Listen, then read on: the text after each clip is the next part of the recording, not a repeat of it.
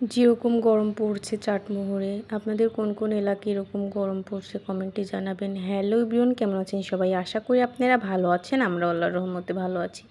আরও একটি নতুন ভিডিও নিয়ে আপনাদের মাঝে চলে আসলাম। সকালে নাস্তা বানানোর থেকেই আজকে ভিডিওটি শুরু করলাম। সকালে বাচ্চাদের জন্য চুপি নুডলস রান্না করলাম, আর আমার জন্য 2টা ফ্রোজেন পরোটা ভেজে নিলাম। এই ফ্রোজেন পরোটা দিয়ে তরকারি দিয়ে খেয়ে নিব। সকালের নাস্তাটা আমি কমপ্লিট করে নিব। সকালে নাস্তা কমপ্লিট করে নেওয়ার পরে এই যে ছেলের গায়ে পাউডার দেওয়া হয়েছে। ছেলের গায়ে সারা মাথা গাও দিয়ে ঘামাচি বের হয়েছে, সেই জন্য এরকমভাবে পাউডার দেওয়ার কারণ। আর আমার ছেলের সামনে ক্যামেরা নিয়ে গেলেই ছেলে দৌড়াদৌড়ি করে, এরকম এক অবস্থা। তারপরে ছেলে মেয়ের জন্য ফ্রিজ থেকে মিষ্টি বের করে রাখলাম, ঠান্ডা কমলে তারপরে ছেলে মেয়েকে খেতে দিব। তারপরে আবার দুপুরে রান্নাবান্না করা লাগবে। এই যে দুপুরে রান্নাবান্না করার জন্য সব কিছু গুছিয়ে নিয়েছি।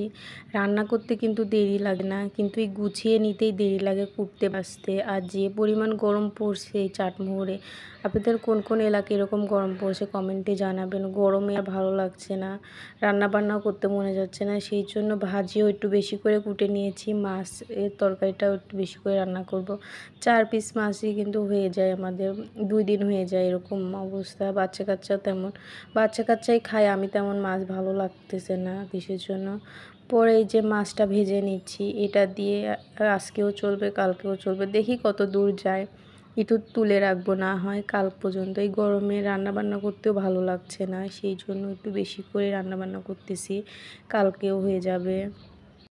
ছাবিয়ার বাবা নেই জন্য এরকমভাবে রান্নাবান্না। আর 2 চুলায় বসিয়ে দিয়েছি, আরেক চুলায় পেঁয়াজ কাঁচামরিচটা ভেজে নিচ্ছি ভাজি করার জন্য। আর এই চুলাতে মশলাটা কষিয়ে নেওয়ার পরে তারপরে তরকারি দিয়েছি। আজকে আমি লাউ দিয়ে আর একটা ধুমে দিয়েছি, ওটা দিয়ে রান্না করব। আর তরকারিটা এখন কষিয়ে নিব ভালো করে। আজকে লাউটা আমি অন্যরকম করে কেটে নিয়েছি, দেখতেই পাচ্ছেন। এখন ঢাকনা দিয়ে লাউটা ভালো করে কষিয়ে নিব। আর এদিকে পেঁয়াজটা ভেজে নেওয়ার পরে তারপরে সামান্য আমি জিরা দিয়েছি।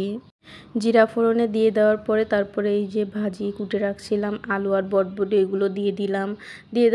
তারপরে সামান্য হলুদের গুঁড়া, টেস্ট অনুযায়ী লবণ দিয়ে নেড়ে চেড়ে এখন বটবটি ভাজিটা করে নিব।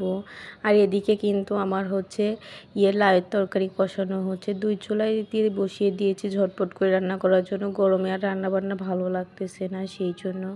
আর এদিকে অলরেডি সবজিটা কষিয়ে নেওয়া হয়ে গিয়েছে, এখন পরিমাণ মতো পানি দিয়ে দিব। পানি দিয়ে দেওয়ার পর নেড়েচেড়ে তরকারিতে বলক উঠলেই তারপরে ভেজে রাখা মাছগুলো দিয়ে দিব। এভাবেই লাউ দিয়ে আজকে মাছ রান্না করতেছি। অন্যদিন তো ভেঙে চুরে রান্না করি, বা মাছ আর তরকারি একসঙ্গে কষিয়ে রান্না করি। তরকারি সামান্য কষিয়ে নেওয়ার পরে মাছ কষিয়ে নিই একসঙ্গেই। আজকে একটু অন্যরকম করে রান্না করতেছি। আর এই তরকারিতে বলক চলে আসছে, দেখতেই পাচ্ছেন। এখন ভেজে রাখা মাছগুলো দিয়ে দিলাম।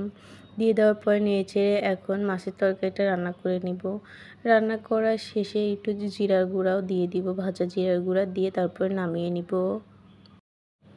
এদিকে আবার বটবটি ভাজিটাও পানি উঠেছে, এই পানিতেই বটবটি ভাজিটা কিন্তু কমপ্লিট হয়ে যাবে। আর বটবটি ভাজি আপনাদের কার কার পছন্দ কমেন্টে জানাবেন। আমার আহামরি বটবটি ভাজি পছন্দ তা না। এরই মাঝে আবার রাইস কুকারে ভাতও তুলে দিলাম। আর এদিকে আমার মাছের তরকারিটাও কিন্তু কমপ্লিট হয়ে গিয়েছে, জিরার গুঁড়াও দিয়েছিলাম, এখন নামিয়ে নিব। বটবটি ভাজিটাও আমার কমপ্লিট হয়ে গিয়েছে, এখন নামিয়ে নিব। আর বটবটি ভাজি আর মাছের তরকারিটা আজকে রান্নাটা ভালোই হয়েছিল। আর এই যে রান্নাবান্নার শেষেও রেহাই নাই, এই যে থালা বাসন বের হয়ে গিয়েছে, এগুলো পরিষ্কার করতে হবে, রান্নাঘর ক্লিন করতে হবে এখন। তারপরে আপনাদের দেখাচ্ছি। এই যে রান্নাঘর ক্লিন করার পরে রান্নাঘরটা কিন্তু সুন্দর লাগতেছে। রান্নাঘর কিন্তু একদম ক্লিন, রান্না করার শেষে গুছিয়ে নিয়েছি সব কিছু। দুপুরে ছেলে মেয়েকে খাবার খাওয়ানোর পরে ছেলেকে ঘুম পাড়িয়ে দিয়েছি। তারপরে এখন মেয়েকে পড়াতে বসবো। কয়েকদিন তো ঈদ উপলক্ষে তো মেয়ে তো একটুও পড়তে বসে নাই, পড়াশোনা একটুও করে নাই, সেই জন্য স্কুলের হোমওয়ার্ক আছে, আবার প্রাইভেটের হোমওয়ার্ক আছে, এগুলো করতে দিব। আর রবিবারের থেকে তো মেয়ের আবার ক্লাস স্কুল শুরু হয়ে যাবে, আর প্রাইভেটও শুরু হয়ে যাবে, সেই জন্য মেয়েকে লেখানো শুরু করে দিয়েছি। যেগুলো হোমওয়ার্ক আছে এগুলো কমপ্লিট করে নাও।